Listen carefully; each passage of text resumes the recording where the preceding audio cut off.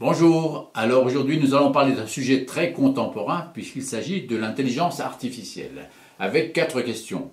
En quoi est-elle comparable, l'intelligence artificielle, à l'intelligence humaine? Deuxième question, en quoi est-elle différente? Et qu'est-ce qu'elle ne pourra jamais faire, cette intelligence artificielle? Ce sera la troisième question. Et enfin, qu'allons-nous faire de ce merveilleux outil? Première question, en quoi est-elle comparable à l'intelligence humaine? Comment fonctionne l'intelligence artificielle? Elle se nourrit d'une multitude d'informations qu'on lui fournit. À partir de cette multitude d'informations qu'on lui fournit, elle est capable de faire, de refaire, de contrefaire, d'imiter, de produire, que sais-je.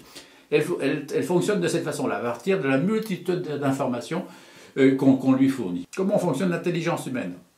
Alors précisons toutefois l'intelligence humaine au sens purement cognitif du terme. C'est à peu près la même chose d'une certaine façon. La base de l'intelligence cognitive, ce sont les neurones et les interconnexions qui existent entre les neurones. L'intelligence de l'enfant, elle se développe à partir de la multitude d'informations, d'expériences, d'interactions qu'il connaît au cours de son développement. Et à partir de là, il va être capable de faire ou de produire un certain nombre d'éléments. On voit bien que d'une certaine façon, pour l'intelligence artificielle, on lui apporte une multitude d'informations. Pour l'enfant, lui, il se crée petit à petit une multitude d'informations dont il se nourrit et qui va lui permettre de développer son intelligence. On parle bien de l'intelligence au sens purement cognitif, au sens physiologique du terme. Et en cela, l'intelligence artificielle et l'intelligence humaine cognitive sont comparables. En quoi sont-elles différentes maintenant, ces intelligences? Bien, l'intelligence artificielle n'est jamais reliée à l'affect, jamais reliée aux émotions. Elle n'est pas sensible à l'affect et aux émotions. Elle peut les imiter, les reproduire, mais elle ne les ressent jamais. Ce qui est exactement le contraire de l'intelligence humaine qui, elle, ressent des émotions, fonctionne aussi avec des émotions, avec de l'imaginaire, avec de l'humain. Alors, on va voir un exemple qui fait que justement, à quel moment, quelles sont les limites de l'intelligence artificielle? Elles sont dans ce que je viens de décrire, c'est-à-dire à partir du moment où il y a de la relation humaine, de l'affect, du sentiment, des sensations, des émotions, l'intelligence artificielle ne fonctionne pas. Prenez un exemple simple que vous allez connaître tous.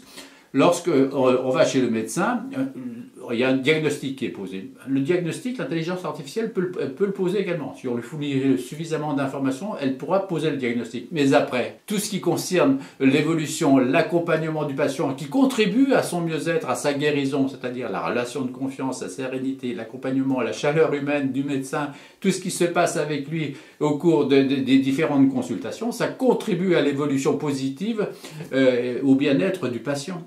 L'intelligence artificielle ne peut pas faire ça.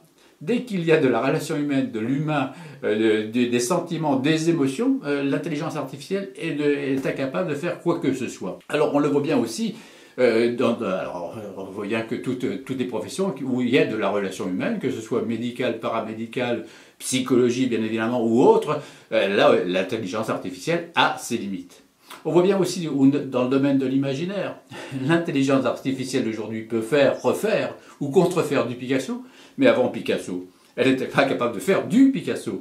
L'intelligence artificielle va fonctionner avec les éléments X ou Y qu'on va lui fournir, la multitude d'informations X ou Y qu'on va lui fournir, mais l'élément Z que seule l'intelligence humaine peut produire, elle ne le découvrira pas. C'est l'intelligence humaine qui va découvrir l'élément Z, et à partir du moment où l'intelligence humaine aura découvert l'élément Z, à ce moment-là, l'intelligence artificielle pourra l'intégrer et fonctionner avec, mais seule l'intelligence humaine est capable de fournir l'élément Z à travers l'imaginaire, à travers les émotions, à travers les affects qui sont les siens. Alors, l'intelligence artificielle reste un merveilleux outil, c'est évident, c'est un merveilleux outil. Mais il reste une question, que va-t-on faire de cet outil? On peut s'en servir pour la meilleure des choses ou pour la pire des choses. Et là, on sort effectivement du physiologique ou du psychologique pour entrer dans le judiciaire ou le légal. Mais c'est une autre question. On se retrouve une autre fois pour d'autres chroniques. Au revoir.